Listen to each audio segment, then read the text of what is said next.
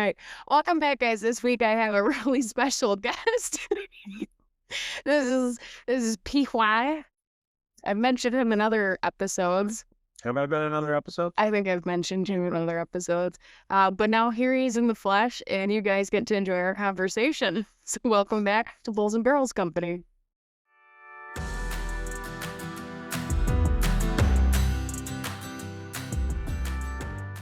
Hello, everybody.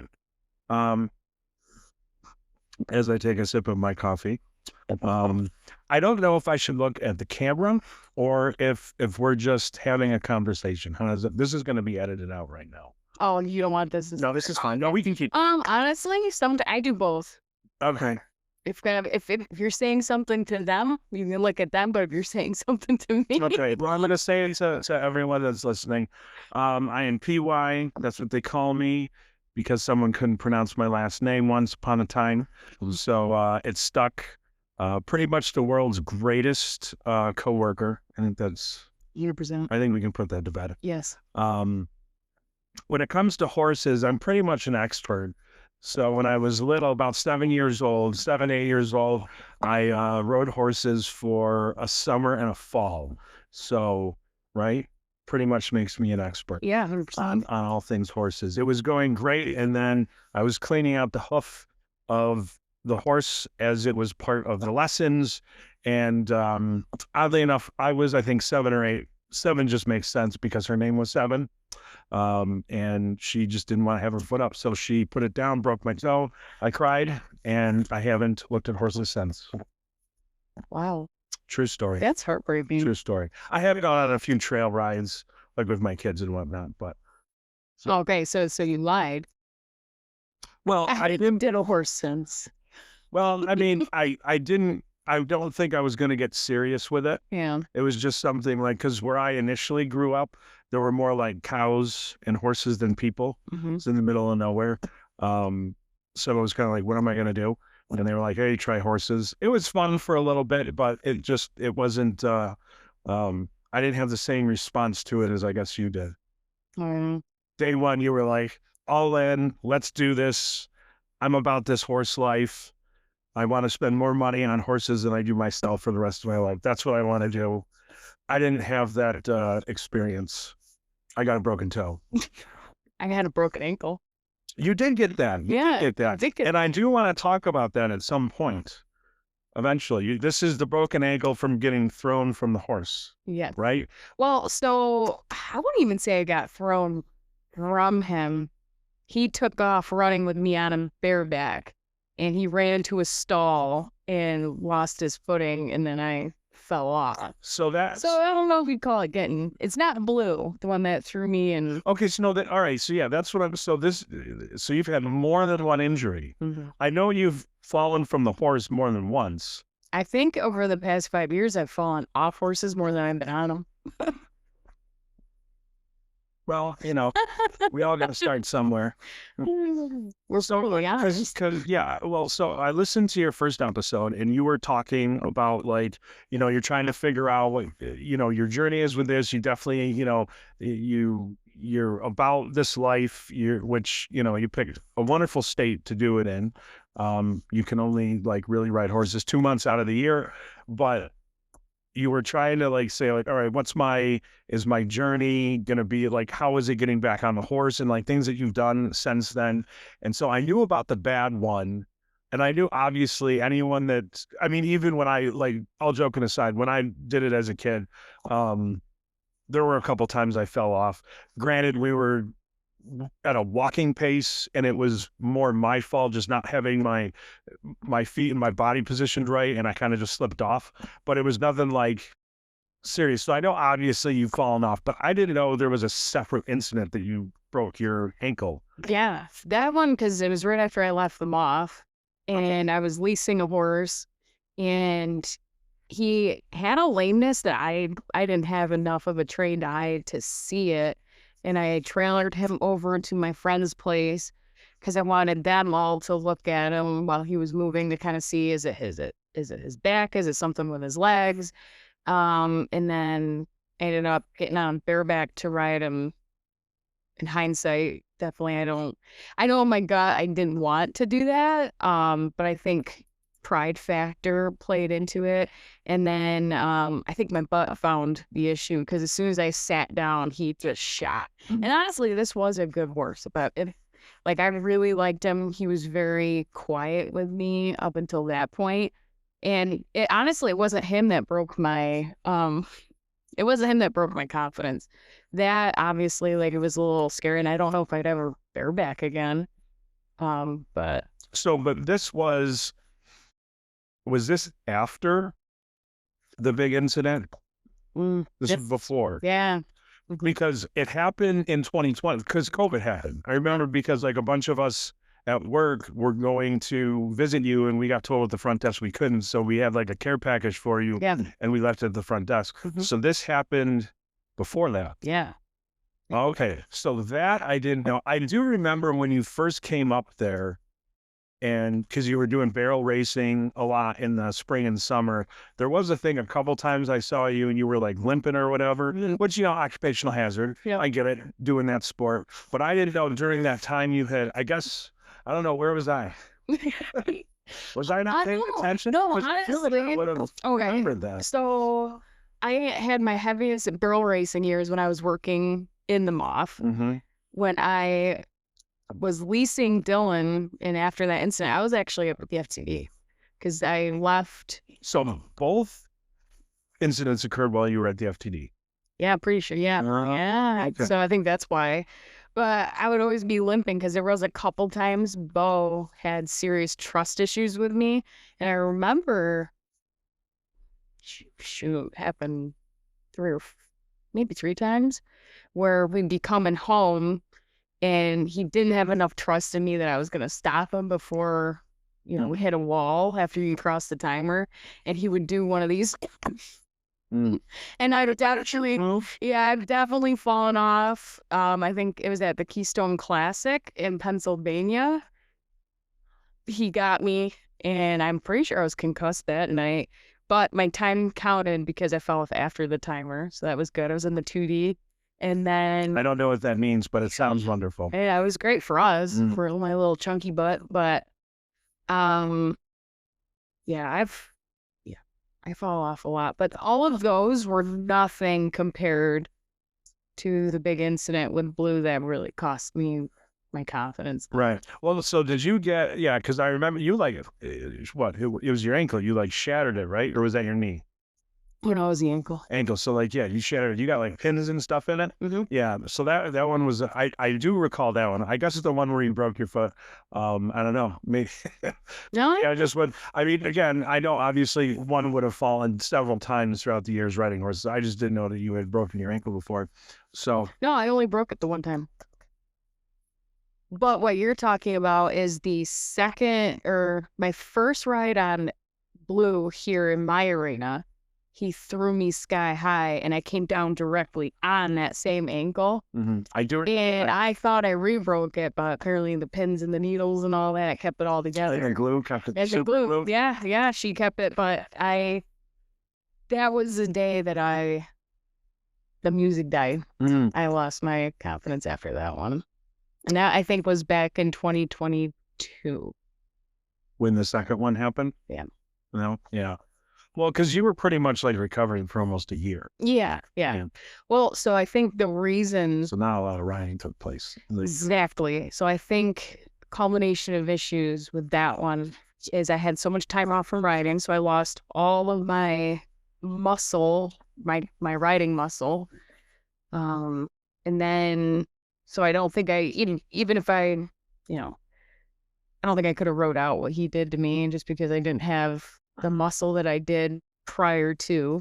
And then secondly, I think it was, yes, it was scary. Yes, it hurt. But I think the biggest blow to the confidence was that this was my training program. And like, this was kind of like all right, let's see if it worked. And he blew up and threw me 10 feet in the air and kind of just was like, man, can I not do this?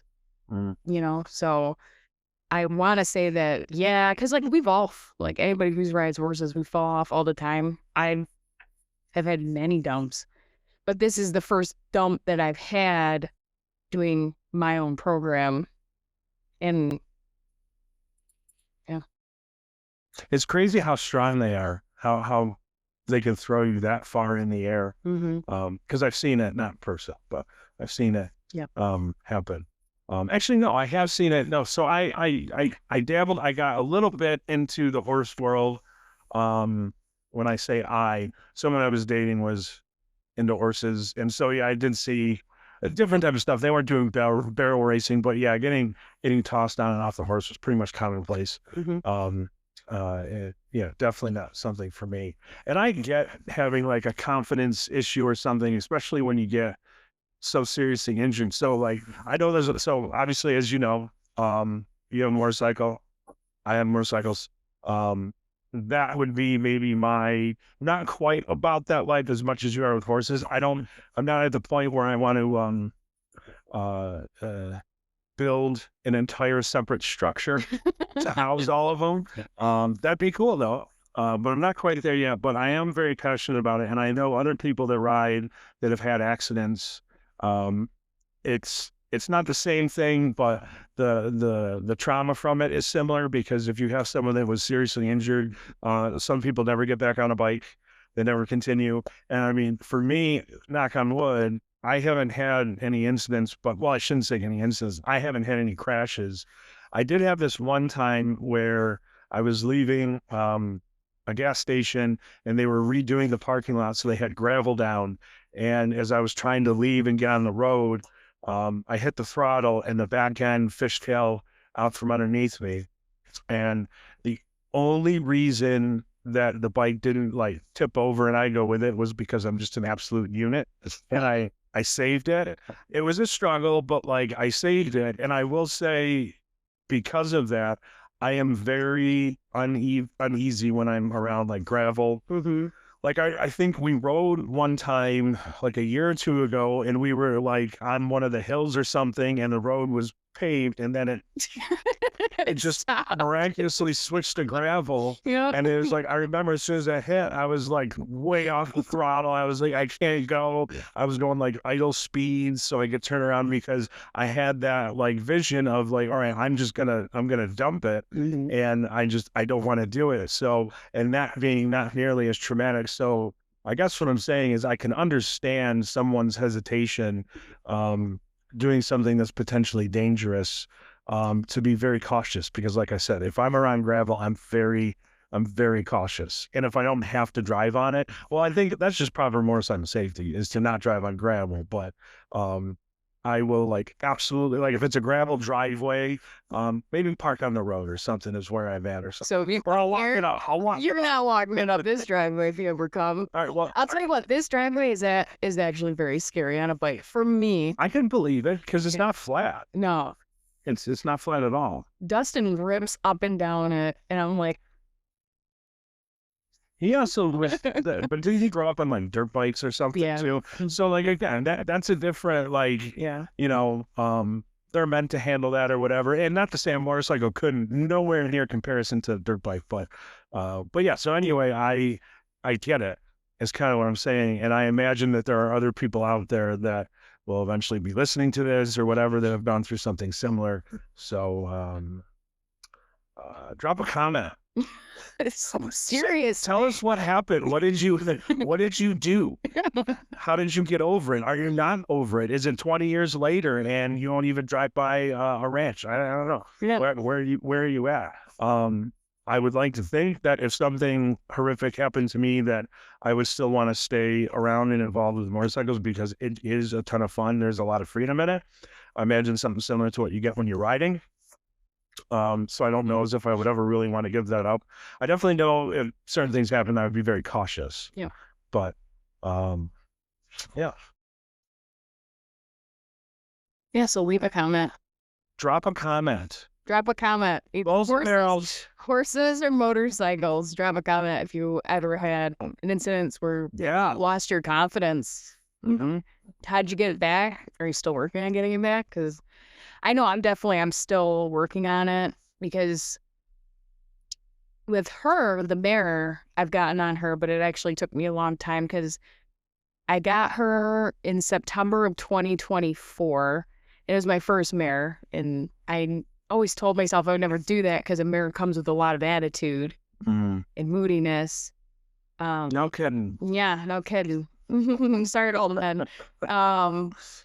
But it was right out here, and I think it was my first year with her, so she was showing a whole bunch of issues in my little arena, and to the point where, like, you just ask her to walk, and she just stops, pins her ears back, turns around, tries to bite you, and I'm like, "I don't know what I'm." Wasn't she gonna be in the mood? Yeah, yeah, or Mood you do it.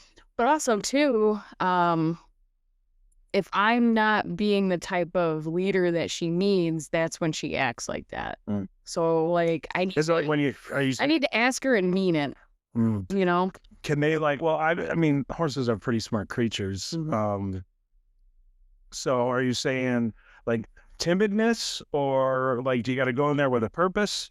Yeah, yeah. Um, And where I think I was kind of like, oh, I'm new to this horse. I don't, I kind of I want to be gentle, and she really didn't respond to that. And so at the time, what we thought was, you know what, get out of the arena. Maybe you, like me, putting too much pressure on, like, all right, I'm in an arena. I have this goal to get back in barrels, and maybe that's all coming through my body into her. So Dustin, I brought her up here back when this was all treed to take her for like a little trail ride, just something. And I had Dustin holding her because she had a tendency to walk off. And he as was, they do. yep, as they do. And he was holding her, and I mounted up, and I didn't even get my right foot in the stirrup, and she reared straight up and came down on me. I still have, like, my calf is like permanently disfigured from her coming down on it. Um, but I was just like, man, like, I didn't need that blow because getting on blue, yeah, I had that anxiety, if you will. And I didn't need a bad incident with her because I didn't have one up until that point. So this year when I was getting back, trying to get back on her, that's when I realized that I had a problem now. And it took me a really long time this past summer to get on her. I remember one day it took me 45 minutes to get in the saddle. Mm. Like, I Psych knew she, yourself out. yeah, I knew she was good. And, I lunged her beforehand. She got to the point where I could just whisper, walk, trot, and she'd move up into the gates. And I'm like, I know she's good. I know I can do it. And then as soon as I get to the mountain block, it's like something you've done a million times. And I could feel the heart just Mm-hmm. going in the chest. And it was like I couldn't bring myself to do it. And yeah, so 45 minutes I stood there, and then eventually got on. Mm-hmm. And then we just stood there because I was like, okay, like, I got on, nothing happened. And then the next day, cut 45 minutes down to like 15. And now I get on her and everything's good. And I went to that clinic over the summer, and that really helped out a lot. But I don't know if I'll ever get to that point with him. I'm hoping I do, but Yeah, maybe it sounds like because so you have hesitations, reservations on getting on other horses. So I do. I think it is very similar to people that get into motorcycle accidents or have a wreck or whatever. There are different types of motorcycles. Like there are horses, and for a little bit they're just nervous to get on any type of bike, which you are with horses. So I mean, I think it's definitely baby steps. I know they do say, and I would imagine it's something similar, but like with motorcycles, they say as soon as you're physically able, you should get back on them. Because otherwise, the longer it goes, the more you build up anxiety about it. And I imagine it is something similar with horses. Not necessarily like hop on right away and go back to racing around the barrels, but just getting back on, getting your confidence, and just doing like a simple trail ride or just trotting around in the arena or whatever, something simple, probably helps because like I said, they say they do the same thing with motorcycles, but. Yeah, no, that's it's definitely tricky getting back in. But yeah, it sounds like you're doing what you need to do. You went to those things over the past summer. I remember you telling me about those at work. And it seems like they're working because you're riding, right? You're riding. They got it. yeah, That's good. that's very good. At least that's one thing I can say is like, don't do it a lot this time of year, but I can still ride my horse. But how's your motorcycles doing? Um, they're sitting. Yeah. They're sitting. They don't. Zippy. They're sitting in a garage. They're not getting out. I don't know why we chose this state, but yeah. Why did you? Yeah. Like, do you think you'll ever leave?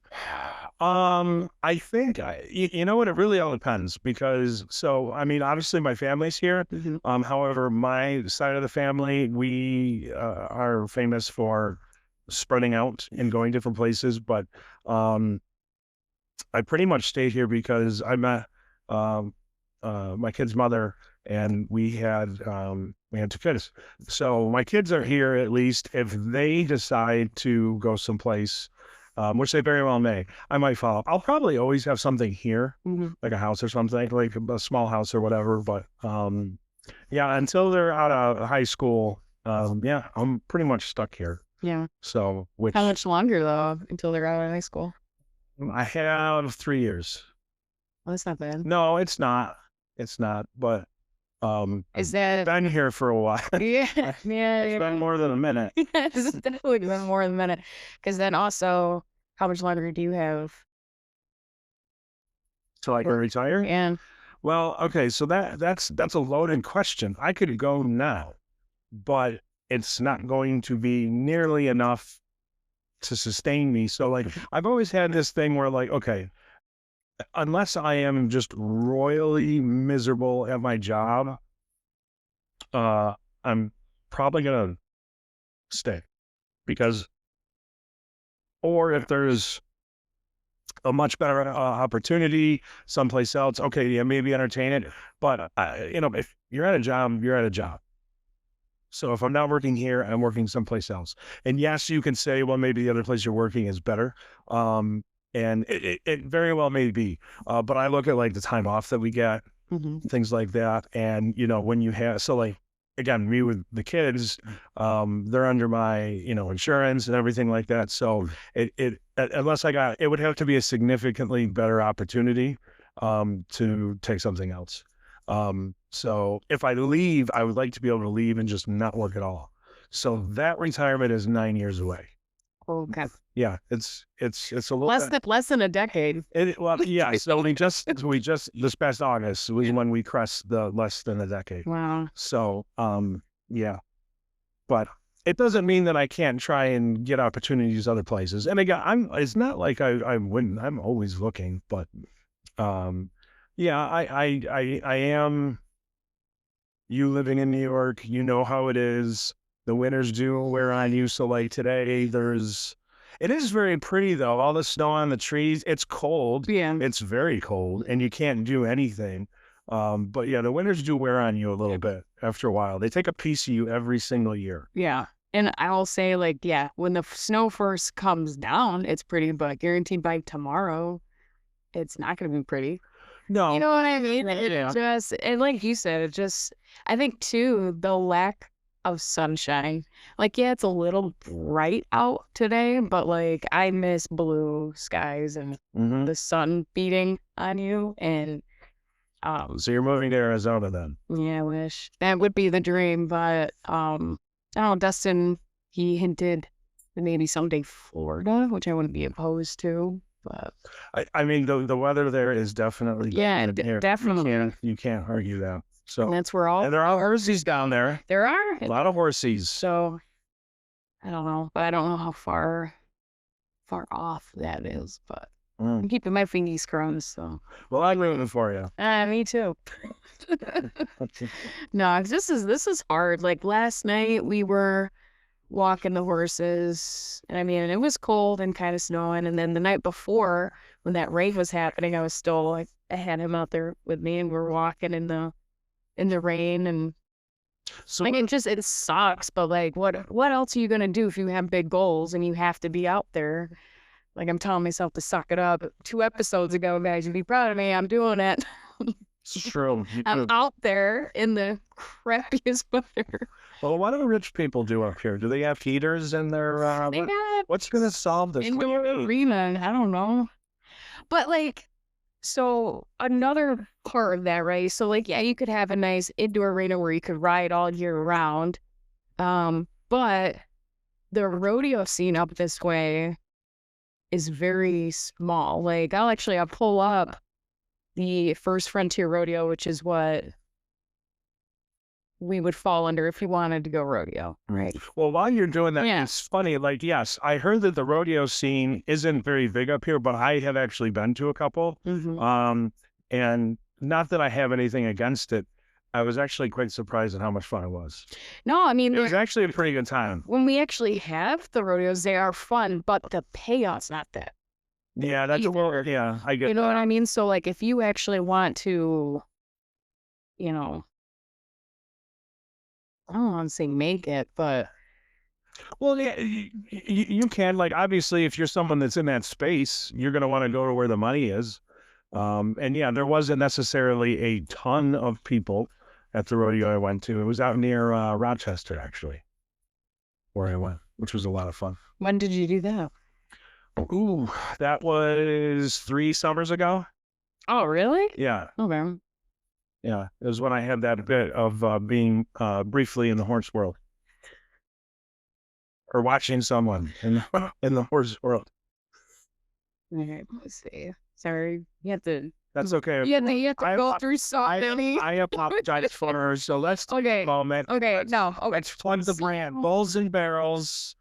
We got new merch hitting the site. Is there new merch? You got new merch? I do. We have a Stuff. drop coming in February. Hopefully, I'll have it So ready. couple weeks. Yep, Couple weeks. Get out there, buy it. This hat is on the site. He's wearing the classics. Yes, classic white. And I've got the the Ride hoodie. Okay, so here's the standings, and you guys, I can link this below for y'all. But the top money for the First Frontier was $6,943 by Mackenzie Small from York. What is that, Maine? Yes. Yeah. And then if you look We got at Earlville. we got Look at that, Rebecca. we have Rebecca Campbell. And hot. Yeah. I actually have raced with her. Okay. So, all Her right. family is the reason why, like, it sounds weird, but they always ride red roans like Blue is. And when I saw him, I was like, he's got to be You gotta do it. but no, but like if you look at that highest payout, it was 6,000, right? And you're spending well more than Yeah. to get But the horse prepared and the training and in the top these. in the top 15 girls that go to the NFR every year, I mean, if you're looking at the very, very top, I mean, they're entering that with over 100,000. Mhm. You know, so like somebody But you just so you get gonna sponsors make it. to make it, I mean, or just be very independently wealthy. I don't think I've ever seen somebody from the First Frontier circuit ever make it there. The payouts just aren't big enough. Is there sponsors to people? I mean, yeah, you can get sponsors, but like, I mean, that might get you down the road, but that's not how you're going to get your money won, which is going to get you in the standings. Mhm. You know what I mean? Yeah. But like, No, I get. Yeah, that's like tough. Yeah, well, it's kind of like it's sad. yeah. Well, I mean, NASCAR's come a long way, and I don't really watch that sport either, but I know most of the money is made through sponsors rather than the actual prize pools that they get for the races. So yeah, I can see based off of that, especially if you have a team behind you, and you got to split that a bunch of ways, and then you just have the overall expense of doing this. You're not even breaking even at that point. So you would need like either some sponsorship or have money to flow you until you made it. Which, hey, maybe you can open up a market here or bring sponsorship. So I don't know. Well, that's the future that I want. Is I don't want Bulls and Barrels to be just like the clothing brand. I want it to be a place too. Mm-hmm. You know what I mean? Kind of like the Keystone Classic down in Pennsylvania, but just you know, I would love to see rodeo really come because I think, especially after Yellowstone, like everybody wants to be a cowboy now. Lord, the amount of people that just bum rush. I know. Incredible. Yeah. I've never seen so many cowboy hats in New York in my life. And it's like, Except at the state fair, everybody's wearing them at the state fair. You ever notice that? Well, well, yeah, that's what I'm saying. Yeah. Everyone's wearing that. Like, Yeah. never before have cowboy hats been this popular, and all of a sudden they're everywhere. Yeah. Everyone's I it's like, don't remember. play with me because I know exactly where you're from. You are from suburbia, and there is no ranch there at all. Well, it's funny because I remember when I was in school, I got picked on because I loved horses and listened to country music. And now look at, like, it's just funny to see, like, oh, now everybody's been doing it. Everyone's into it. Yeah, now everybody's into it, but I got picked on for that, you know? Well, I mean, that's fair. Well, I'm easy target. That's fair. Always have been. And I say all this, I also have a cowboy hat. But at least you can say you, because, like, you came, like, your family had horses, right? No. We grew up, and my father still lives there. So we grew up down near Cooperstown. And if you've ever been down in that area, there's very small towns. And yes, there's tons of horses, there's tons of cows and farms and whatever. We didn't live on a farm. My father still lives down there. He just lives in the town where all of that is. A lot of the people that he went to school with, a lot of his friends, they own farms or whatever, have horses. And in this small town, it was an effort to keep me busy as a wee young lad. So they said I'd pick up horses, and I didn't really want to try it. And I did enjoy the actual riding part. I hated everything else about it. Yeah. I wasn't really big into knowing that it's necessary, but like horse care and like, doing just regular maintenance and then doing saddle maintenance, taking them off, repairing straps and buckles. I was like, no, I don't think you understand. I'm here to ride. I'm I'm not, and we were paying, and that was the thing that was crazy. I was, again, I'm a kid, so like my parents are paying, but I was like, wait a minute, like in theory, I'm paying you to work for you. Like, Yeah. you're getting paid to have me work for you, Yeah. like doing all this extra stuff. But I know it's all part of it. I did not enjoy that whatsoever. The riding is fun, but you really need to do a lot of that other stuff in order to be good at riding. And it's not something I was in. But no, I do like horses. My daughter wanted to I go was just down. about to bring that up. She wanted to go down that lane. Thank God she's not. At least when she's under my roof. Oh, okay. I told her because she's just about to be 17, so she can, when she gets out of the house, because she says she wants to. And I said, okay, it's not like a pet, like it's a lifestyle. So you're going to be dedicating a lot of time. And the only reason that she didn't really get into it was because she is big into like school and her studies, and she does things after school for that. And it kind of just got in the way so that she couldn't consistently do it. So like a handful of times a year she'll go trail riding or whatever, but that's the extent of it. I'm not, we can't have too expensive hobbies. We got motorcycles, we can't also have horses. I have a little bit of cheddar, but I don't have that much Yeah. to pull off those two hobbies. Especially not for you and your kids. That's a lot. Yeah, no, it would be, and I know how it would be. It's, you really need the parents on board too. And it would require a lot out of me as well. And it's not that I don't want something for my kids.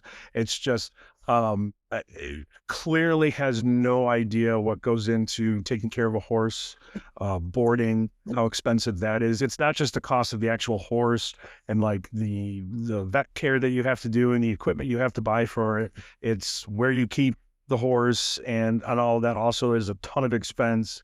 It's constantly being there every day.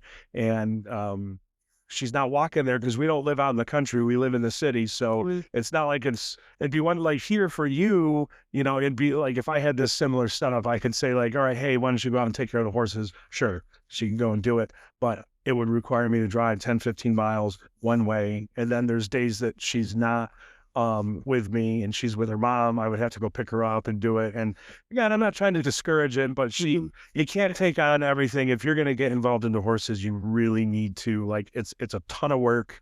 It takes a lot of dedication to continue it.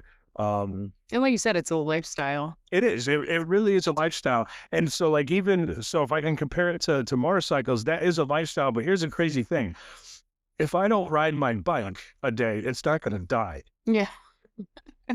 It's not going to lose its muscle. Correct. I mean, and it might get, a a little rusty or something if I don't ride it, and then I got to replace a couple things on it. But like, it's not going to cease to be a motorcycle if I don't ride it. So like, if you don't take care of a horse, yeah, it's a living thing. It requires you need to be more consistent with horses than you do with motorcycles. So I do like the freedom that I don't have to, because yeah, in the winter, I mean, I sat on my motorcycle the other day. I just went out there and I sat on it and made the vroom vroom noise, which was pretty cool. But that's all I'm getting at this point. I just start them up every couple of weeks just to keep them running. But yeah, not nearly as much work is required as it does horses, which is why I think anyone that's involved in it, y'all are insane to me. And it's clear that you have your little communities where you can talk about how insane you are and why you chose this life. Because that's it. So like you weren't born into it. No. You saw it and you're like, I want in. So you volunteered for this. I did. You were like, you know what? I want a life filled with anxiety, filled with stress and work. And you know what? I want to spend a lot of money doing it too. That's what I want. Yeah. I'm all in. I think as like a 5-year-old, you're like, this doesn't cost anything. Yeah, you're completely oblivious. Yeah. Well, and then you never understood why, like, your parents were like, Dax. I remember I got a piggy bank it was my biological mother. I remember she got it, and it was, it's kind of like my future horse savings or something. I think was painted on it. Yeah, and it was a beautifully painted piggy bank, and I think I gifted that to somebody who had a daughter that wanted to save for a horse, and I wish I would have kept it now, knowing that I lost my mother. But I remember on it you had to write your like dream or wish for your horse. I remember sitting down with my stepmama, and I remember her like, because she had the meter hand ranks. Obviously, I wrote like like a 5-year-old. Yep. Well, I didn't get it when I was 5. This was later on. Definitely before I got Taffy. But I remember her specifically writing that I wanted a horse, and that she wrote in there when I was an adult or older or something. Like the wording was definitely like when I get older, to be able to. Adult. Yeah. Like a post-adult. Yeah. So I don't know. Like I think, and the thing is like my stepmom, she supported the horse thing, because I know she said that she always loved horses, and when she comes here, she always is loving on them, and she buys them the peppermint puffs every Christmas. They're over there. That's why I keep pointing over there. But and every year for my birthday, she would bring me to, I want to say it's Highland Forest, and we would go for trail rides. But I just think it was something, like you said, it's the buy-in from the parents. Like it's going to cost money on their part, and money, a lot of time. money and a lot of time. And I just don't think we had either one of those, But then, obviously, when I was 12, guy up the road had a horse, and I was like, Daddy, please. Yeah, he caved, all right. But I don't even know where I was going with that. But I think it was a lifestyle change. Yeah, that's what I'm saying. I was riding my bike up the road every single day to take care of, because like that came, I had free board essentially down the road. Well, that's also, you lucked so I out had there to too, yeah. I had to work though. I mean, there was a lot of chores around his property that I did, and cleaning stalls I had to feed. I had to be out in the hay fields, and so I definitely worked, and then I also babysat too. So I definitely, I pulled my weight, I would say, but yeah, I did get lucky though. Because that's a huge part. And I had to pay a monthly bill, and he was right down the road, so I biked every day. In the winter? In the winter, I think sometimes they brought me down there. But gosh, that was so long ago. But it is. You're old now. I am old. Yeah. You're almost older than I am. What is frozen in time? That's true. Thank you. All right. So speaking of horses, I will say, all right, and I don't know if this makes me a bad person in the eyes of horse people, I really like watching the ponies race around the track. Why? I don't know. So like, okay, it's just, it's something I'm drawn to. I like, so like I go to the races frequently. I've been to Saratoga. My favorite is going to Belmont. Mhm. I go every year to that. I do rather enjoy that. Yeah. Um, maybe it's because I get to be around them but have zero responsibility. Yeah. So for me, I love watching horses run. They're amazing athletes. What I don't like is the institution around it.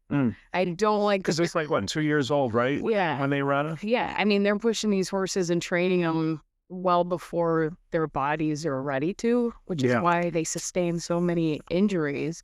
And like, that's what I They don't have to like. be on steroids too. Oh, yeah. I mean, but you're like, They say you're that they completely test them. destroying these horses' lives. I know. They say that they test them, but like, But do they? well, and I guess that's so. Like, okay, I'm blissfully a little ignorant with that, Yeah. but I am observant enough. It's just like when you watch professional sports and and like steroids aren't allowed, but you're looking at some of these athletes, and you're like, there is not enough broccoli in this world to make you that Yeah. jacked. You are 100% juicing. Yeah. And I see and I have seen again. I play it off a little bit, but I did. I grew up around. When I say around horses, there. Within a football field I was at, there was a farm. So like I've seen what normal 2-year-old horses look like. And I do know that there's different breeds, different sizes. They develop differently. And these are all thoroughbreds and they're spending millions of dollars. But I still got to believe when I'm seeing these only 2-year-old horses that are they're huge and they're jacked. Mm-hmm. And I know they get that from running and stuff like that, but like I just look at it and I'm like, the amount of miles you have under your hoofs at this point, you've got to be juicing. You've got to be. And All you who's can do is testing the pee? speculate, yeah. Who's testing the pee? Or is it a blood test? I don't know. And I've never taken steroids. I'll be honest, I don't know much about the world itself other than, why are there so many thoroughbred and standardbred rescues? I know. If I had to, so The amount of broken legs that they suffer. I mean, yeah, I think that there is some good in this sport. I can't completely crap all over it, but I mean, I think that it should be cleaned up a bit. But yeah, I don't think there's anything wrong with that. And I don't know why they put a 2-year max on them, or like right, they don't pass 2 years. They typically don't race them. yeah, I mean, honestly, Right. like if they don't, 3 years. like it's what it looks like is if that someone horse- listens to this that's in that world, you're gonna get a lot of comments. you're gonna get a lot of hate. a lot of You don't know what you're talking about. Listen, I wish the best. I love watching your work run around Yeah. the track. Yeah. I'm a little, yeah, I am. I'm a little confused with some of the rules. Like I said, when I was briefly back in the horse world, or at least watching someone in the horse world, we talked about it a little bit. And What was her take on it? similar to yours, Yeah. she didn't do like barrel racing. She did other competitions. Was she in the English world? Or? I think it was English and Western. Okay. Like more equitation stuff? Yeah, Oh. obstacles and things like that. Oh, cool. But it seemed as though a lot of people that were selling quote unquote thoroughbreds, if I had to, I would say that they ran out of money. It almost looked like, because it was never like you weren't rescuing those horses or buying those horses from an established ranch. You know what I mean? It was very like, it was clear shoestring budget going on, and horses are expensive. And if a horse isn't producing, and you're already broke, Yeah, it's time to send You're- on your own. yeah. So like, I agree that, but I mean, that exists in more than just standard horse racing. That is in a lot of other areas too. People overextend themselves, and they don't have the money they need to take care of the horses, and the horses suffer for it. So yeah, I don't necessarily like that. It does seem like it's a little higher in the actual horse racing world, because it's all about money and betting, and usually people that are in the horses are also betting on the horses. So yeah, I agree. It should be cleaned up, but I love going there. I love going there. Love the energy. I do. It is really. Have you ever gone? So like, it was really cool. It's the whole experience of it. There's And this is not a plug for like the Belmont or anything. I'm not paid sponsor or anything. No spawns. Yeah, no sponsor, but like it is it's such a unique experience to see to see tens of thousands of people dressed like they're going to Sunday mass, dressed like they're going to church. And then you have the horses that they rush out of the gate, and everyone is, you have a 90-year-old woman who's swearing and cussing and going, come on, you asshole, run. And like, it's just everyone's like, it's infectious. And then when the horses round the corner and the ground shakes as they're running by, and it's like everyone is, it's the equivalent of everyone for about 30 seconds, like a game-winning shot in like basketball or whatever, everyone's going insane. It is like that for the entirety that they're going around the track. The energy that is there it's very unique. And it's infectious. Yeah. Um, I always wanted to go to the Kentucky Derby or that is on my list. any of I have not been there. I go to the Belmont, which is down in New York City, and it's just easier for us to get to because it's here in New York, and that's one of the 3 big races. I do want to go to I think it's the Royal, I'm going to butcher this word, but the Royal Ascot, or whatever. It's what the British people wear on the head. It's a race over in England. Oh, And the Queen, well, she's dead now. But she's dead now. I didn't know her that well. Yeah. I feel very bad for the family, but she was a huge fan. Went every single year. Kingship, the whole royal family is there, but they got people from dignitaries from all over the world. It's a huge race, and they do have an oval track, but the one that's really cool is it's just one long straight line. So when they start the race, you're in the stands, you can't necessarily see them. There's the big, Jumbotron or whatever. But Is there jumps in that one? I'm just this particular race, no. no. There's no jumps. And so I was just thinking my favorite horse movie of all time. tell me it's Flicka. No, it's not. It's an oldie but a goodie. It's National Velvet. Okay, I've never seen that one. My next one was going to be, what is it, Seabiscuit? No, Seabiscuit, is it Seabiscuit? Seabiscuit. I think Tobey Maguire was in that one. That was, yeah. And I'll be honest, I don't think I actually ever watched it. But in National Velvet, and it's funny because pretty sure the pie, which was the horse, he looked like a draft horse. I'm thinking about it. But anyways, this happened over in England, and she was getting ready for the Grand National. And that was a horse race, but it had jumps in it. Jumps and stuff? Mm-hmm. And I think it was Secretariat. Well, Secretariat. Or was that the one that I get all these? Secretariat did come out, and Diane Lane starred in that one. But Seabiscuit did, I believe, have a movie, and Tobey Maguire was in it. That one came out. And that was. I thought that was Secretariat. No, Secretariat. That one is that movie. His final race, when he rounds the corner, and they'd play that. I forget what song they'd play. I tear up every time. Every time. But there's something about horses running that I cried and I tear up. But yeah, Seabiscuit came out in 2003. Okay, but like, yeah, I do know about Secretariat too, because that's a well, not necessarily in the movie, but the horse, that was a real famous horse. And so that's another thing I really like about that. The names they come up for these horses, it's very cool. Some of them are funny, and like they have to do that for like the jockey club. I learned all that from watching the movie Secretariat. Yeah, that's about the extent of what I know of it. But that's why, like, I'm sure, I bet you, like, you know how you're always judged by like that one bad egg, the one bad actor? Yeah. And I'm sure horse racing is probably one of those things. Like, not everybody in that industry is out, beating their horses, getting ready by the time they're 2 or whatever. And maybe they're not all juicing them. I don't know. There's got to be some. Yeah. You know what I mean? Yeah. Like, it's the few that are doing this. That's why I don't want to completely all over it. And like, I just know that there's a few of them that when I've been there, I'm like, I just. But what I guess is, since we're on the topic, like, come on, it knew what I wanted. So a race horses racing career is short, often ending by ages 4 through 9.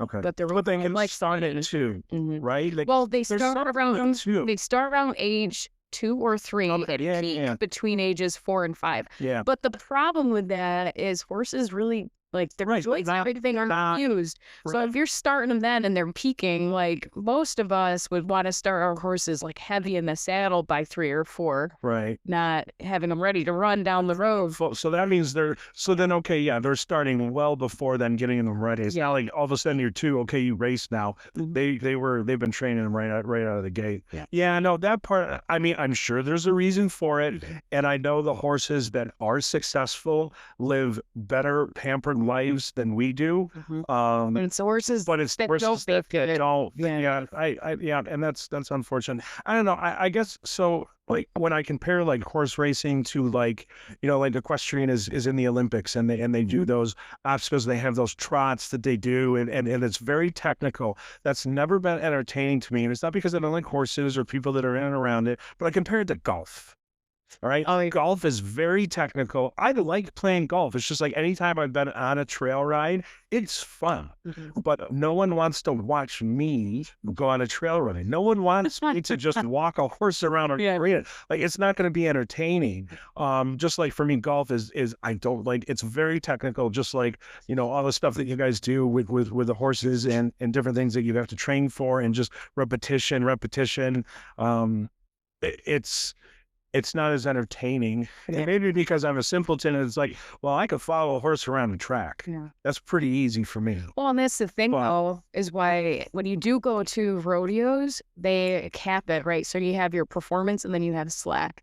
So you see a random draw of, 10 to 15 cowgirls go out, but I bet you there is, especially if you're going to an actual one that people can win money or points, depending on what circuit they're following. But like if you just go to an MPHA run where you might have like 100+ riders, that is a boring day. that's all. You know what I mean? Versus a rodeo where they're like, yeah, we're going to show 10 to 15 girls.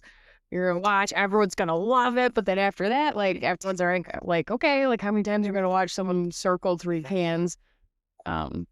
So. And that's probably the best way to do it. And is that why like they have the clowns? Mm-hmm. It's got to be They got to do something to entertain the people. Mm-hmm. Yeah. Got to. I mean, that makes sense. So you know what? Maybe they should have the clowns at golf to entertain the people. But some people really do enjoy. No, I know. Like again, I like playing it, but Yeah. I wouldn't want to. You wouldn't pay me enough to watch me play it. Except what is the one golf tournament that that trash company sponsors, and it's like, I think it's super rowdy, like you're allowed to. Oh, the FedEx. Is it the I think it's the one in Phoenix.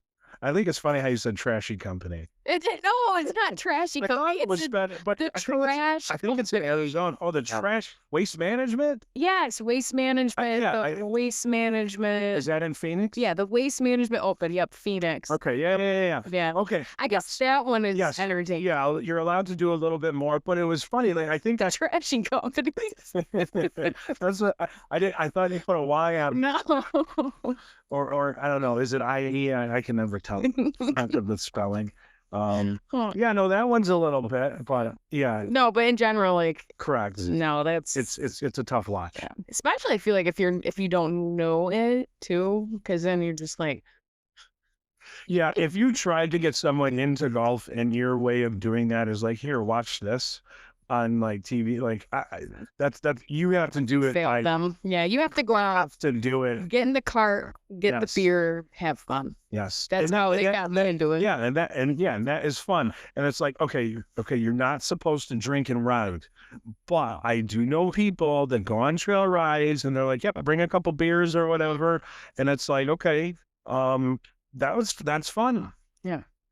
That's fun, and that's how you would get some. Alcohol loosens you up a little does. bit. And there was one point where I was like really struggling riding and racing. I can't remember what year it was, but I would drink a twisted tea before Just one, guys, and not a huge deal. Just one But 6-pack. just for the one, just to see if it would help kind of, because I feel like my nerves are really getting in the way. Like I really wanted to perform at a certain level, so I just needed to kind of take my edge off a little bit. But I never, by no means, I don't need to get wasted. Like, Makes sense. I usually have a few before I go to Yeah. work, so it just calms the nerves. Yeah. I wish before I get could in. put some Baileys in it. But do you want to get a warm up? I don't even know how long we've been chatting Sure. for. Yeah, you can edit this out, right? Yeah. Or it can pause it. I can say, hey guys, you're going to take a brief break. We're going to fill up our Yes. coffees, but we're going to be right back. You're not going to want to miss it. This episode is supported by Bulls and Barrels Company. Built on grit, discipline, and cowgirl work ethic, Bulls and Barrels Co. creates apparel for those who earn everything they have. Inspired by life in the barn, the gym, and the saddle, this brand exists to remind you why you started. Every purchase helps support this podcast and the stories we share here. Shop the brand and support the show at Bulls Barrels Co. Launchcart, Stores/. So what is your, so let's talk more about Bulls and Barrels. We talked about like horses and stuff like that, but I also feel like I should be interviewing you. Or is this just more of a conversation? this is a conversation. Yeah, this is where it's going. Yeah. All right, cool. Yeah, we'll naturally let it evolve. Yeah. But so, well, we were just talking in the break. So Bulls and Barrels, you said kind of what, your overall goal is, but you were just talking about what you would like to do within a year, things you want to get involved in. So you were saying upcoming rodeos here in the state, you want to maybe be a sponsor for or get involved with or whatever. Is that like the next frontier venture? I think this year I want to be a sponsor for MBHA District 7. But this company, this little brand needs to start bringing in some cheddar in order for me to really get out and do it. So I think this year, sponsoring what I can of District 7, I'd like to go there and set up a little pop-up, if you will. Like a display or something? To, just at least bring brand awareness, because I guess maybe, as Dustin says, nobody knows about it yet. Sure. But I guess, and then super, I don't know, because, when this all started, it was like, oh, I'm really creative and I want to create T-shirts. And then now it's evolving. I don't want to be the next ranch dressing, right? Nobody could ever touch what Fallon built. So I don't really want to get into this whole fashion and all that. But what I wanted was to build, I don't know, a community. Like a brand lifestyle. Yeah. And I have fun doing designs and getting into that world. But as far as where that goes, I'm not 100%. But I guess that's what I'm having a really hard time is just I don't know how to build a brand. You know what I mean? I thought it would be easy, my slogan, earn the ride, maybe that would resonate with people. Maybe it won't. I don't know. And I'm just having a really hard time putting myself out there. It's just weird, but I needed to start gaining some sort of Start traction. somewhere. Yeah. And that's why I kind of want to start pivoting and being more about the podcast. I want to get the meta glasses. I really do. I really want to set a meta because even just walking the horses, I've been trying to take videos. Last night, I was I just took a quick 5-second one of us walking, here's the horse, here's us walking up the snowy driveway. But I just feel if you were hands-free, it'd be easier to capture all that. But I don't know, I feel when I first started, I was yes. And now that I'm in it, I'm oh no, I don't know what I'm doing. It's this may come as a surprise, but I never built a brand. Yeah. But you need to. Yours would be so easy to buy into because it's just you're PY. I don't know. I don't. Yeah, I would. The best coworker. Maybe that's the brand. Everyone needs a PY. Blue, and you just need to get yourself a set of glasses with your That's it. prescription in there, and then Yeah. you just randomly, Just walk around, yeah, do my thing. all your interactions with people, and then like it's fun because then you can see. Those are like, okay, well, one, I don't think you need those to actually get this brand to catch and whatnot. And I think just continuing doing what you're doing will be more than sufficient. But those Meta glasses do look kind of cool. Mm-hmm. And it would be a very, like, especially, I mean, people that are already in this space, Mm-hmm. they know what it looks like. They know the view from the saddle. Yeah. You know, they get all that stuff. But to anyone that listens or watches and is like, I've never seen that, it would give someone an interesting viewpoint of, okay, what it's like to actually be in the saddle, and whether it's trail rides, arenas, or whatever else. That might be cool. Mm-hmm. I don't know if that'll be everything, but that will definitely be something cool to add. I'm not denying, and yes, I can imagine it's a little tricky, you know, trying to control the horse. And we're in one hand, trying to, you know, and so I get that that's probably a little bumpy. Makes sense to me. That might help. That might help. And hey, 2-for-1 sale. So if you get one, give me one too. I actually heard they're on like back order. Are they? Because I heard that they were on back order. that would suck. Because like I've seen them on the Amazon, and then I went directly to. Are those the actual Meta glasses? They do have actual Meta glasses on the Amazon, and you can Isn't that get. Ray-Ban or something? It's those. Yeah, you can get by Ray-Ban Meta Gen 2s. But I was looking at the refurbished ones because I was going directly. How are they refurbished already? They haven't even. That's You know what I mean? Like how do you? people probably out there doing some wild stuff, you know. But like you got 300, but they do have the refurbed ones. But That's so wild. it is. I mean, look at 370. It's a tough. Okay, well, It's a like, tough pill to swallow. you know what though? The They're company ain't making enough for that. yeah. No, I get, but it's weird that if you ever bought Ray-Bans, they are just normally that expensive. Yeah. No, Dustin wears the Ray-Bans. I'm more of a aviators girl. I am a sick pair of aviators. Do you? Yeah, but then I also have a pair of Oakley's. I like to miss. I like wiggle room. I don't like boxed in. I do like that shape. And Fallon Taylor, she did one of her vlogs. She wore these, and the sound and the quality Is there a really a good. microphone on them, right? Yeah, everything. And a girl at work, she wanted these for Christmas, but I got to put them on, and yeah, the microphone, everything's right in there. They're a little heavier than like obviously your normal Right. sunglasses, but I mean, and it's cool too because she can listen to her music, and it's obviously on the outside of your ears. But no, I mean, after have like seeing her with them and then watching Fallon use them, I was like, dang.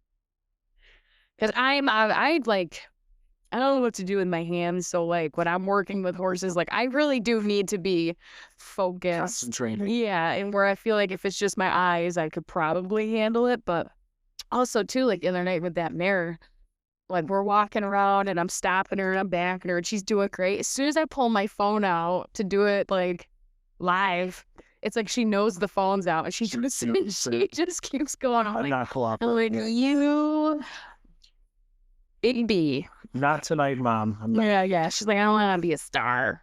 All right. But I really would like to get my hands on one of those. Those would be pretty cool. So I But even the refurbed ones are only like, I think they're 300. I don't even know how there is refurb because like are they even barely out yet? How can they be like? I felt like they just came out, but these are generation 2. So like Gen 1s are, I don't know when these, yeah, I don't even know when these came out. It's pretty wild. Let's see. So Certified. you brought it up twice with the mares, and this got me thinking. So and I forget what it's called, but fun fact, what is the noise that the horses make? I'm not even going to attempt to make it, but it's that stereotypical horse noise. May? Yes. Or Nicker? Or... I don't know, whatever. Yeah. Is that something specific to males? No, because Mama does it in the mornings. And if I take Blue away, she's in there screaming. If I take her away, he's screaming. Maybe it's called something else. I mean, they do make a lot of different noises, but if you're talking just like when they're yelling at each other, they all do it. But which one you want me to look it up? I can look it up. But that's why I have the laptop. That's actually a nice touch. But before you look it up, Okay. I thought this was kind of cool. So, do you know who what Ivan the Terrible was? It sounds familiar. So he was, or no, that's sorry, not the Terrible. That's the Russian dude. Ivan the Impaler. Oh yeah. So he was a Romanian dude, or Transylvania. Right? Isn't that who they based Dracula off? Yes. Okay. Yes. So, well, not This took a turn. per se. Yeah, it did. Well, no, I'm gonna tie it. Going to Romania. I'm gonna tie it back into horses. Okay, yeah. So he was on one of his attacks that he was doing against it was either the Ottoman Empire or the Byzantine Empires. Someone will correct me. That's fine. In one of the particular attacks that they were doing, it was going to be at night, and they chose all mares because they weren't going to make the noise that the male horses were, so they could get closer to them without alerting them to their presence. And I just assumed it was a neigh or whatever the heck it's called, but I thought that was interesting. That's why they used mares versus what do you call the males? What's it say? Full of it? No, okay. So there is, when you type what sound do male horses make that mares don't, there is that unique groaning, squeaking, or whooshing sound during a trot or canter that they often call the gelding noise, caused by air being sucked into the sheath. That's the from one. Tensing abdominal muscles. So anybody who has, like, my two guys do it, but that's not one that their mouth is making. That is the genital region, just air getting sucked into their sheath. Oh, Yeah. I mean, that could be it. I hear it's called something. If you're sneaking, I feel like if you're sneaking up on, you're not gonna be going any faster than a walk, so you can. No. There was like again, they were charging in, and there was a specific noise that the males made that the mares didn't. So I thought that was interesting. But you were bringing up mare and Yeah, I don't know. different, interesting. If they are stallions, they can make a deep blubbering, a low guttural sound used to signal interest and assert dominance to mares. And then you have the high-pitched whistle used by stallions. What is mares' attention? Look up why did Ivan the Impaler, whatever, back off, use mares in his attacks?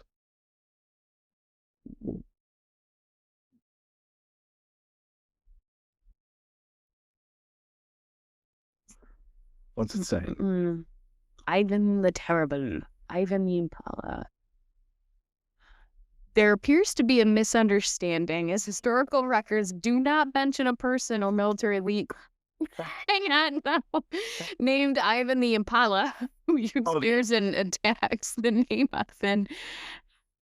There was a docu-series that I watched, and I didn't just make that up. No. And it's not something I talk about around the water coolers. Yeah, no. I saw it in something that was on TV. It had to be true. Let's look up Ivan the Terrible.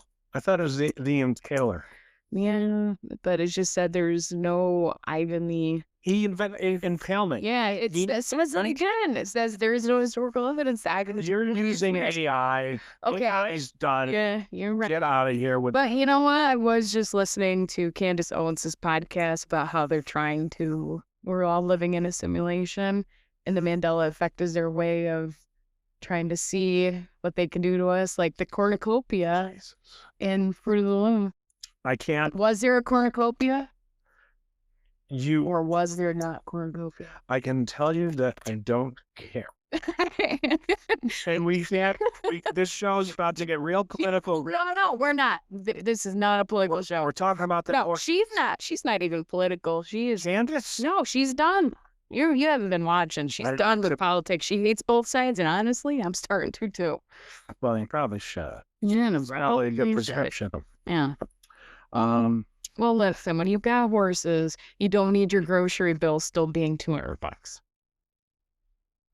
Ramen's pretty cheap. Dude, did you know that ramen makes protein cups now? They're at our BX. I had one yesterday. Yeah. Protein and bone broth. Who knew? I typically don't. You don't like ramen? No. I'm just saying I typically don't frequent the BX. Why? I would ask, why do you frequent the BX? I don't know. Sometimes, like, You can only. I don't love my job the way you do. Like, go there, get a little afternoon, pick me out. Oh, no, I just usually take a nap. No, you can only go to an establishment so many times and get something expired before you start to lose trust. Aw. I dare you to go into the cooler and check the expiration dates on those sandwiches. I don't know. She does a really good job now. She seems like she's really going through it. I like her BS. No, listen. But she's really expanding the health food aisle. You should take a look. You should go back in. Maybe. And also, I don't buy sandwiches there. I'm just saying there was a few times that I got a sports drink there, and it wasn't expired, but it was within a month or two. And I don't know when the last time it is you looked at the expiration date at like any other stores, but they're like years. Well, okay, so you say that, but so This one was like 15 days from expiring. It's like, you have been here my entire life. well, so Dustin, every once in a while when he stops and gets beer on his way home, he'll get me a bag of like gummies. My kryptonite. But anyways, he brought home like Haribo's. What's the... Not like gummies. No. The CBD gummies. No, we can't do that yet. But man, if I ever get out, which I am getting out, I am gonna dabble. I feel like it would help my pain management. I mean, and also to be able to go out with everybody at night, and while they're drinking, I can just pop an edible, have the same amount of fun, and not have the hangover. Like, that's what I want, because I don't, like, alcohol really, like, if I go drinking the next day is all just, you're just laying there recouping. Oh, no, for sure. And I do think it's fascinating the length in which the hangover is as you age, because if I go out on a Saturday, Monday afternoon at work, I'm still hungover. For sure. But I half the experience is the act, is drinking. It's the act of drinking. Popping a gummy and being like, okay, what now? There's what do you do with your hands at that point? There's no drink in them. There's no cheersy. I don't know. I haven't experienced the lifestyle yet. I'll have to let you know. I don't know. It's not, even if I wasn't in, I don't think it would be something that I would be interested in. Really? No. I'm not gonna be wrong. I don't like the hangovers either. Yeah. But I'm trying to compare it to, like, it just it's the whole experience that it plays into, and the gummies is just I mean, at least with the ones that smoke it, there's the experience. You know, it's the rolling, there's the passing. What is it? Puff, give. There's that whole thing. This one, it's like, okay, I'm done. It's like, I'm going out. Yeah, that I won't drink, but I won't have to drink as much, which is what causes the hangover. So, like, I can nurse one, right? I don't know. I haven't experienced it, so I'm really talking out of my ass here. Well, you'll have to tell me how it is. Yeah. I mean, it doesn't sound like fun to me. It sounds, I don't know. Like I'm cheating. I don't even know how to put it, like, nothing against people that do it. I don't know how to put it into words. It does. Okay, it does. It feels like it's cheating. It feels like it's taking a shortcut when you know what here, I got it. It is the equivalent to going on a bike ride, a trail ride, and taking the shortcut when the goal is to ride. That's what it's like. It's like taking the shortcut. The whole point of getting together with friends and drinking, or if you're someone that's allowed to legally smoke and aren't restricted by your employer, it is the act. It is the camaraderie of doing the actual act, just like riding a motorcycle, riding a horse, when you do it, you're there for the ride, you're there for the journey, not for the end. It'd be the equivalent of me saying like, hey, let's go for a trail ride. And you leave the barn and you hook and turn around and go right back in and make shortcut. Yeah. That's what it's like to me. It's the journey. Oh, God. It's the journey. It's the journey. Mm-hmm. You know, you keep circling back to motorcycles. So, like, I know why I wanted a motorcycle. Why did you? Because we kind of happenstance one day, I think we were chatting on the communicator at work, and you were like, I'm going to get a bike. And I was like, yo, I was actually thinking about getting a bike. And then we ended up taking the course together and everything. But, like, what led you to want to dabble in that world? You answer first. I answer first? Okay. Was this like For me, it was another version of horse? I guess, yeah. The best way that I can depict it is I was going through an identity crisis because, like, the horses wasn't working out, the pilot thing was failing on me, and I needed something. I needed a win. Yeah. And motorcycles was always that thing that I thought was cool, right? I grew up watching Grease too. I wanted to be a cool rider. And I remember always looking at it and being like, I could never do that. It was always like a limiting thought that I had when I saw people doing it. I remember the first apartment I had in Syracuse. There was a girl that lived in my building who I think she worked on base because I saw her in uniform a couple times, but she had a motorcycle. And I remember just seeing her leave and being like, man, I could never do that. And I was failing with horses. I was failing being a pilot. And I was like, I'm going to try this. And I was like, I really needed a win. And the rest is history. The rest is history. The rest is history. Sitting in the garage. No, she's in the basement. Oh, yeah. Well, at least you brought her in. Yeah, I brought her inside. Yeah, she doesn't need to be out in the cold. Out in the cold. Yeah, she's downstairs. She's below my feet. Mine was,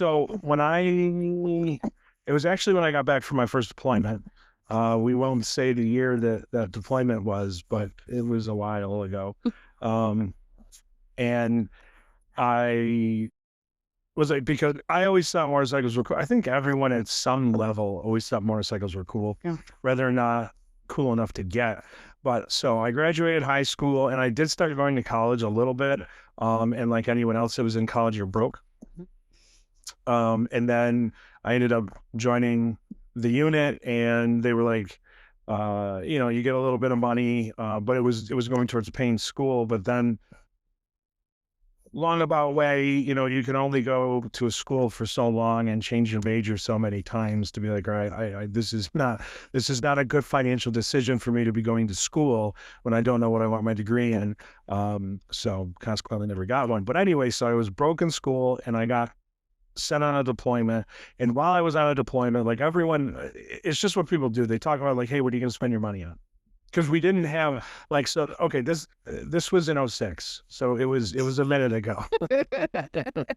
Back when I was a young whippersnapper. You did not have the experience in a deployed location. It was much different then as it is now.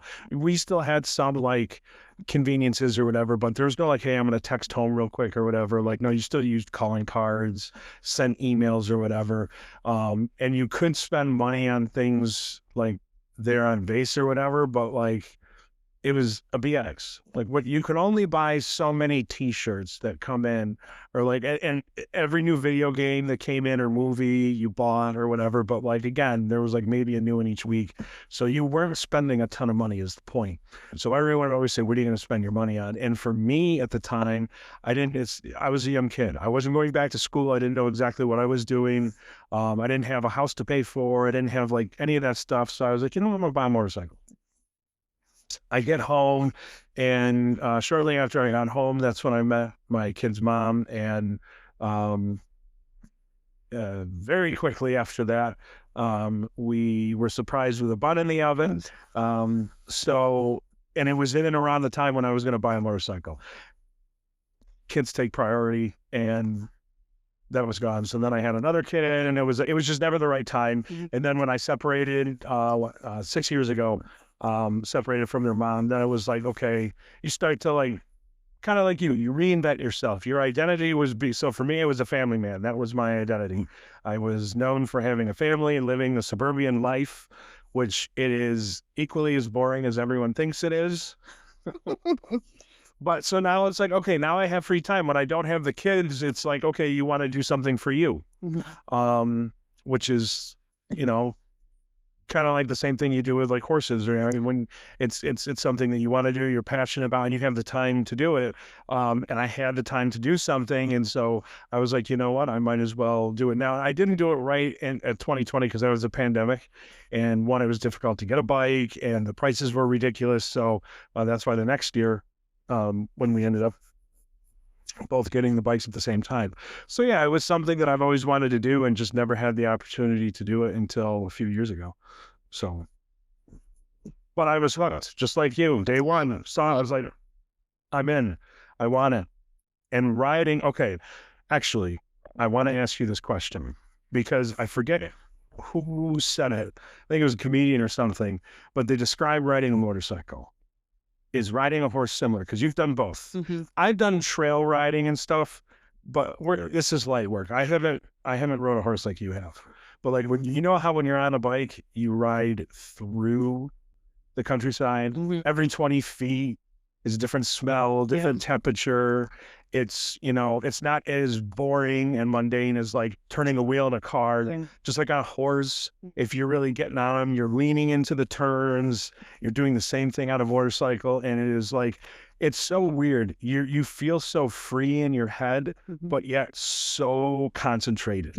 At what you're doing. It's impossible to like say like, oh yeah, my head, like it clears my head, but it's like you are intently concentrating while you're doing it. Is riding a horse similar? Yes. I would imagine. Okay. So like in that sense, I can get why someone would be hooked on doing it, because as soon as I got on it and rode the bike, I was like, I can't believe I waited my whole life to do this. Yeah. It was great. Loved it. And that's what I wish I would have rode more this year, but I didn't. I didn't ride much of anything this year. You had a rough summer. I did. You had a rough summer. Yeah. But next year, though, I'm gonna pull out all the stuff. You're gonna do it. Because like I do miss that. Because like the few times like that you and I got to go out, and like you said, it's so much different. Like just going out for a motorcycle ride. Like we aren't going anywheres. Yeah. We just literally meet up and ride around, see different things. Pretty much a big circle. Yeah. And it's, and I would say it's the same thing. Like someday I'd like a property that's a little bit bigger, because I do enjoy just taking the horses out and going for a trail ride where you're seeing different things. But I would say riding motorcycles is equivalent to either running barrels or if, like those times where you see an open field and you're not afraid of gopher holes, that you just open them up, because it's that same level of, it's a free feeling. It's oh my goodness, if this horse spooks, or you know what I mean? Like anything could happen, and like for, that brief moment, there's definitely something magical there. And like every once in a while now that, it's been so long since I've really been able to open a horse up. If I'm up there and I get into a lope, like I can't help but smile. You know what I mean? It's just such a, like, I don't know. It's beautiful is what it is. Yeah, no, I agree. So I don't know. When I'm riding, it's a good thing they make you wear helmets and that they have the option for a face cover helmet, because if I saw me and my face riding down the road, it would be a smile. Yeah. I would look like that one kid or whatever with just this big obnoxious smile. Yeah. People would think I was probably slow or something. That's not... Nothing against it.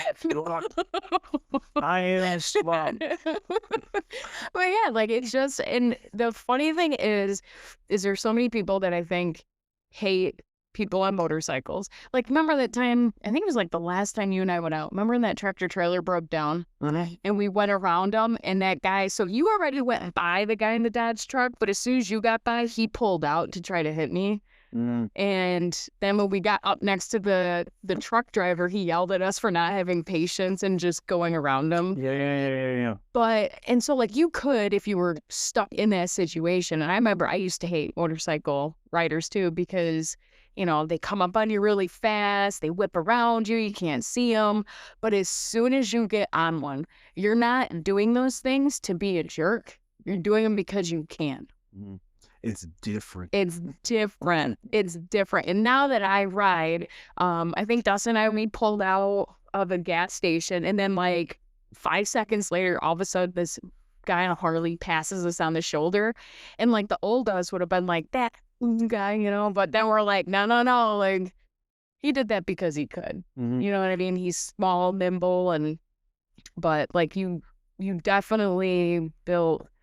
And I can totally see, like, there's definitely a lot of dumbasses Oh, on bikes, but you do it because you can, and it's just this freeing feeling when you're stuck in a car behind a line of traffic, and you've got a rocket under you, Mhm. and you can just like, I'm not doing it to be a jerk. I'm doing it because I can. Mhm. You know what I mean? And to be frank, so like this is what I tell people. I was like, listen, okay, you do not understand the power to weight ratio. Yeah. There's what I do and there's what I could be doing. Yeah. What I'm doing is so watered down. Yeah. Like, okay, I'm not zipping past you at 160 miles an hour. I'm not doing it. Could I? Yes. Yes, I could. I could do that in a school zone. I don't. Yeah. But like, yes, when you're out down the road, your response time is so much quicker. And again, it doesn't excuse you to be like unsafe, but like in that scenario that you're talking about, it's just like lane splitting. We can't do it here in New York, but like it's something that I think we should be allowed to do when you're at a traffic light, because the problem with motorcycles is, and it's why it's safer to ride in a pack, because you're a bigger object, you're making noise, more noise. You're easier to be spotted. And when you're stationary in a line of traffic, you blend in very easily. So the ability, which is exactly what we did, traffic was building up. The last thing I want to do is get hit in the back with there's no airbag, there's no seatbelt saving me. So the safest thing in that scenario is actually to remove ourselves from it, and we can physically do it without jamming up traffic even more. So, and the guy didn't even like. The truck that was blocking it, he didn't even pull over. Yeah. He had it coming. Yeah. He had it coming. He deserved all of it, in my opinion. Except the guy in the Dodge. I don't know why he felt. He's probably one of those people that just didn't like motorcycles. Yeah. Didn't like people riding. But it's- Some of them are dicks. Yeah. And they. But we weren't even acting dickish. Like, we slowly, like, you could tell, like, We sat there for minutes. Yeah, I was and we waiting. kept our feet on the ground. We were just kind of like pedaling through, and then once we got around, we went. But it's just, you know, share the road, guys. And that also goes for horses. When you see horses, I mean, I like going for long road trots, but I don't dare do it anymore, because people won't move over for horses, and they just fly by you. And it's like, do you people not realize that this animal has its own little brain? It's this big, own little brain, and he could see a bottle, like a Coke bottle that you litterers are throwing out on our precious earth, and that could spook him into the road, and then you're flying right by me. And I've also had people where, I swear to you, they accelerate when they get up to you, when they make their engine I rev. don't doubt some people. Yeah, I wouldn't. And it's just, it's so rude, and I feel bad for the Amish. But sometimes they bring it on, because around here they don't have lights or anything. Sometimes they don't even have that little triangle. I don't know if it's like that out your way. No, most of them do, but I have on occasion seen them not.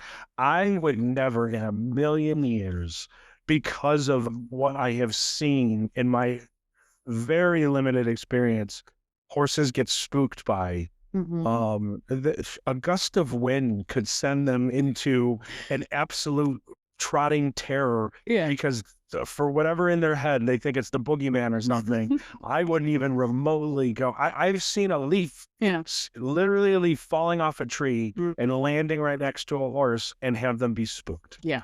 And even things that, so I remember it was, again, when I dated someone that was involved with horses, they had this thing where, whatever they were spooked by became their hat. So like, Oh, if it was doable, yeah. and if it was doable, they would put it. So like, there was a small cone. One of the times that the horse got spooked by, I said, "Nope, that's your hat now." Aw. Just to get him used to it. Mhm. And it, and for that reason, I would never ride next to a road. Absolutely not. Yeah. Not with everything that's going on. I had an instance once with Bo, and he's my like ride or die. And it was at the old place that I used to board at. I was on the road and I had cars coming from both directions. And thankfully, the car that was like on our side closest to us, I'm so thankful that he slowed down because when both these vehicles passed, there happened to be a Coke bottle on the side of the road and he jumped right in that guy's way. And I was like, thank God that guy was going slow because he was able to stop. And then, obviously I'm apologetic, but like there's only so much that you can do in that scenario. If a horse wants to jump and get away from something, they're gonna do it. Yes, They're gonna do it. Mm-hmm. So that like, yeah, it's scary. Agreed. Yay! But that's one thing motorcycles got though. They ain't got their own head. So it's either you ran over something you shouldn't, or you gave it too much front brake. Yeah, there is a death bobble that scares me. Have you had that yet? Now that you got a faster bike? I have not had the death bobble. I hope to never experience it. I have repeatedly, in various scenarios, pretended, okay, death bobble, now go. What do I do? Which is you just, there's not much you You can. go through emergency procedures. I do. I have a checklist that I go through and everything. It's very Air Force of you. Yes, yes. I start looking at alternate roads to turn off on. No, there's not much you can. It's very similar in regards. You have a lack of control in that scenario, just like if a horse wants to jump out, you have a lack of control, and the only thing you can kind of do is just release and allow them to kind of play it out. Because your hands still on the handlebar, but off the throttle and off the clutch, and you're just letting the bike naturally slow itself down and go straight. And if an obstacle happens to be in the way, you're hitting it. And that's why you should wear gear. Don't be a squid. But like, if a horse wants to jump out, there's nothing you can do. And if something happens to be there, unfortunately, you're hitting it. So it's close. It's close. Yeah. It's a different scenario, but it's close. It's a scenario where you do not have control, and you need to just allow the situation to fix itself. So That reminds me. So Matt Matthews, if anyone follows him, he's a comedian, but he rides barrel horses and all that. So he had a friend of his. I think he was on her podcast, and she was like, "I want a barrel race." And so the next episode that he did, he brought her to the farm. Somebody who knows absolutely nothing about horses, puts her on the most docile creature. And the one thing that he harped on was like, this bit is in his mouth. You don't want to tug on it because they don't like it. Everything you want to be is very gentle, which 100% true. But anyway, so this horse gets away from her. And if you haven't seen the video, you guys have to watch it. No, didn't. So after everything happens, it's so funny. I had Dustin watch it last night. She said after the fact, she was like, well, I remember him saying that he doesn't like his mouth being pulled on. So she let go and just held on to the horn. She let go because she was like, and then the whole time she's just like, whoa, whoa. And she's just holding on to the horn for dear life. And I just thought that was so funny. Because like you said, just like, we're just so loud. I mean, she got, well, thankfully his beautiful property has a gate, and he rode to the gate, and then I don't know, I think she did end up falling off, but got to the end of the gate there, and eventually she was able to get off, but she was fine. She was shook up, obviously, but you should watch that. It's wicked funny, that whole episode, because he's really funny. It's impeccable timing that, don't do this. It won't happen. But don't do this. Yeah. And that's exactly what happened. Yeah. But that's the thing, though, right? Like, I think in his head, this was his most docile horse in the barn. And, that horse took off with her on him. But also, too, it's a very well-trained horse who probably was picking up on a lot of different seat cues that she was giving. But Didn't know she was giving. Yeah. Because, like, obviously, somebody who doesn't ride horses, your legs are probably doing this, flopping around, hitting the sides. And what do barrel races do to make the horses go faster? Kick. Yeah. You know, and I have a video of Dustin.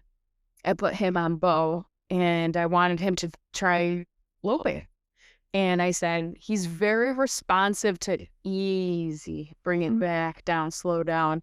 And in the video, you can see Dustin saying easy, but his legs are going like this. And you can tell that Bo's listening and he doesn't know what to do, but you're cooking him, so he's speeding up. And Which one? Bo. Yeah, so he was just like, What do you want me to do? stop, go, stop, go. It was wicked funny, though. But so I think that horse was just really trained. And then once he was given his face, so you should watch the video. It's funny. I'll get on that. Yeah. He's funny. Matt Matthews. He's really Okay. funny. Never heard of the guy. Yeah. I will say you bring up something that reminds me that I was very surprised with. So when I was little and I did do it was over the course of 18 months that I rode horses, but it was really only actually 7 months that I actually rode the horse because there were breaks and whatnot. But we were just doing little like figure eights, walking figure eights in the arena. We weren't doing any discipline or whatever. But, you know, when I got older and I got put on a horse a couple of times, I was surprised to see how much you actually have to use your legs. You're not sitting there, No. which everyone thinks you are. You're engaging your legs quite a lot. Like, so that your butt it's off the saddle frequently. I don't like that. And it's all calves, too. I remember back when I Yep. was, before my ankle injury, I used to never be able to wear skinny jeans because my calves were so big. And now that I don't, like, I can see, like, my calves are nowhere near where they should be. And what you don't want to do is squeeze with your upper inner thigh. You're squeezing with your lower leg. And yeah. No, like almost like, lifting. Yeah, sort of lifting yourself up. And yes, that's always funny when people are like, riding horses isn't a sport. Oh my gosh, let me tell you. No, I mean, yeah. I'd be panting at the end of the If you just sit there, sure. Yeah. But if you're trying to if you're trying to do anything with any type of like purpose or aggression or whatever, no, you are very much so engaging a lot of different muscles. Yeah. And you are doing not a ton of sitting either. No. Which another reason why I don't like that. You can't be lazy up there for sure. It's definitely, I mean, I guess if you're walking, you know, you can just kind of sit there and chill. But if you do anything past that, you're active. You're operating the horse. That's when it really does transition from a hobby to a sport. You're using a bunch of muscles in that scenario. 100%. Bulls and barrels. Bulls and barrels. Well, have we had enough? Yeah. Listen, we can. There's going to be a part 2 at some point in time. Yeah, maybe there might be a part 2 at some point in time. Yeah, unless you want to talk about politics. Leave it alone. Yeah. Okay, that's a different show. Yeah, that's a different one. That's not Bulls and Barrels company. No, not Bulls and Barrels. No, we ain't touching that with a nothing. But all right, well, thank you for joining me on this week's episode of work. I know a lot of people at work are very eager for this one to come out. Oh, I'm sure. Because that's all my viewers are right now. So, y'all better like and comment below because like and subscribe. That really helps. It helps the algorithm. It helps. Subscribe. It helps. It really does help. So, all right. Thanks again. Pihuai. Guys, as always, get out there and earn that ride today. We'll see you next time.